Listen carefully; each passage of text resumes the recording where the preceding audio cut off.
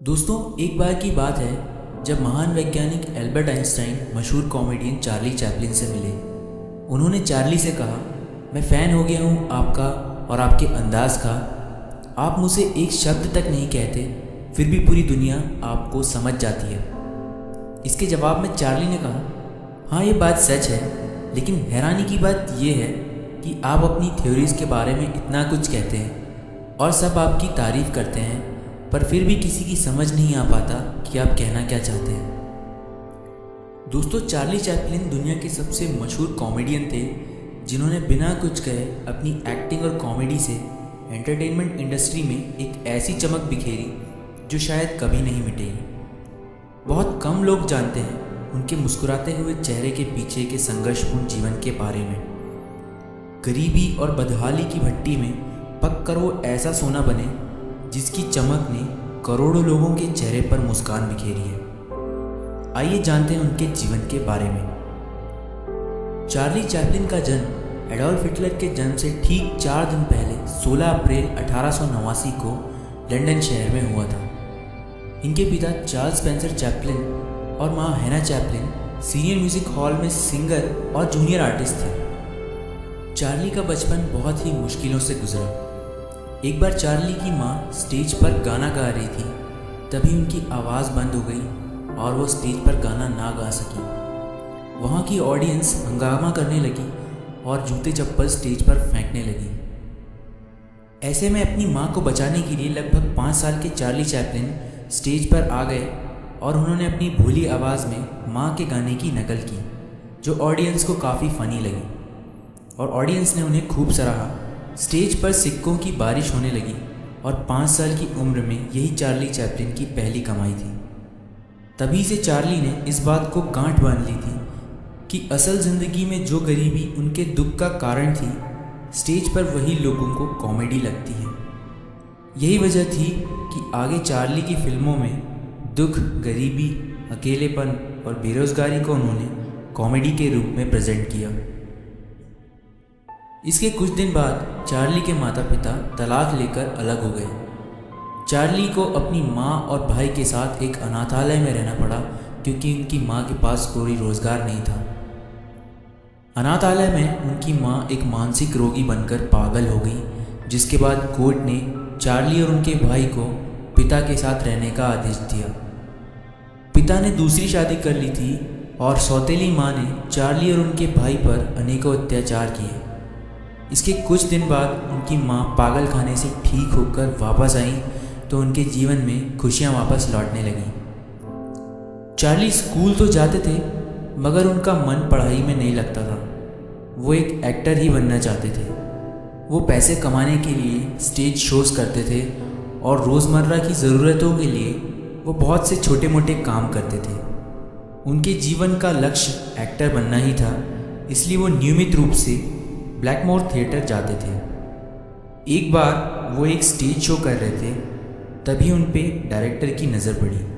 उन्होंने चार्ली की अभूतपूर्व क्षमता को उसी वक्त पहचान लिया। उस डायरेक्टर के माध्यम से चार्ली की मुलाकात ई हैमिल्टन से हुई। हैमिल्टन ने चार्ली को शेरलॉक होम्स नाटक में रोल ऑफर किया। चार्ली को पढ़ना नहीं आता था, तो इस कारण उन्होंने डायलॉग्स को उन्हें रटवाना शुरू किया। शेरलॉक होम्स सीरीज़ में एक्टिंग करके उन्होंने खूब शोहरत कमाई। हालांकि इसके बाद भी कुछ समय तक चार्ली का जीवन गर्दिशों के दौर में रहा। चार्ली 5 फुट 5 इंच के छोटी हाइट वाले दुबले पतले से इंसान थे, जो लोगों को अपनी एक्टिंग से गरीबी और बेकारी में भी खुश मिजाजी भरा जीवन जीने की प्रेरणा देते थे। इतिहास गवाह है, उस दौर में पूरी दुनिया विश्व युद्ध और आर्थिक महामंदी की तबाही से गुजर रही थी। चारों तरफ तानाशाहों का आतंक था। ऐसे में उनसे लड़ने के लिए चार्ली ने कॉमेडी का सहारा लिया। चार्ली के जीवन में एक ऐसा दौर भी आया जब वो अपने इंटरव्यू में वामपंथियों का पक्ष लेते हुए दिखे, जिसके बाद मीडिया ने चार्ली पर रूसी एजेंट होने का आरोप लगाया। 10 सालों तक अमेरिकी सरकार और मीडिया चार्ली के लिए आफत बनी रही। चार्ली की फिल्म लाइमलाइट 1952 में रिलीज़ हुई थी, लेकिन अमेरिका में उसे बैन कर दिया गया। चार्ली को अमेरिका से बहुत लगाव था। उन्होंने यहीं पर अपनी पहली शादी ओना ओनील से की थी, लेकिन अमेरिका की बेरुखी से वो अंदर तक टूट चुके थे। उनकी पत्नी और वो अमेरिका की नागरिकता वापस लौटाकर लंदन आ गए, लेकिन यहाँ सही घर ना मिलने की वजह से वो स्विट्ज़रलैंड जाकर बस गए। यहीं पर चार्ली की मुलाकात जवाहरलाल नेहरू और उनकी बेटी इंदिरा से हुई थी। चार्ली ने अपनी आत्मकथा में लिखा है कि वो महात्मा गांधी की विचारधारा से हमेशा प्रेरित हुए हैं। एक बार चार्ली की ब्रिटेन के प्रधानमंत्री विंसेंट चर्चिल से मुलाकात के दौरान उन्होंने गांधी जी से मिलने की इच्छा जाहिर की। संयोग से उस समय गांधी जी गोलमेज सम्मेलन के लिए लंदन आए थे, जहां चार्ली की गांधी जी से मुलाकात बहुत ही रोमांचक ढंग से हुई। गांधी जी एक झुग्गियों वाले इलाके में डेरा डाले हुए थे, जहां चार्ली चैपलिन खुद जाकर उनसे मिलने पहुंच गए, जहां चार्ली ने भारत की आज़ादी पर हो रहे आंदोलनों पर अपना नैतिक समर्थन दिया। चार्ली को अपने अभिनय और कॉमेडी के लिए अनेकों अवार्ड्स मिले। 1940 में द ग्रेट डिक्टेटर के लिए उन्हें बेस्ट एक्टर, 1952 में उनकी फिल्म लाइमलाइट ने म्यूज़िक के लिए ऑस्कर अवार्ड जीता। चार्ली की प्रसिद्धि इतनी है कि 1995 में ऑस्कर अवार्ड्स के दौरान द गार्जियन अखबार ने एक सर्वे किया था, जो ये जानना चाहता था कि दर्शकों का पसंदीदा एक्टर कौन है। सर्वे रिपोर्ट को देखकर किसी को आश्चर्य नहीं हुआ कि चार्ली अधिकतर लोगों की पसंद थे।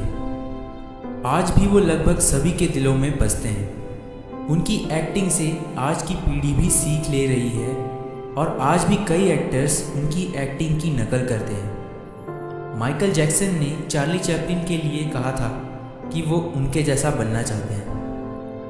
उनका जीवन एक ऐसी कहानी है जो दुख, दर्द और आंसुओं के साए में भी खुशियों से हंसना सिखाती है। 1977 में जब दुनिया 25 दिसंबर यानी क्रिसमस के दिन जीसस क्राइस्ट का जन्मदिन मना रही थी, उसी दिन कॉमेडी के महानायक चार्ली चैपलिन इस दुनिया को अलविदा कहकर चले गए।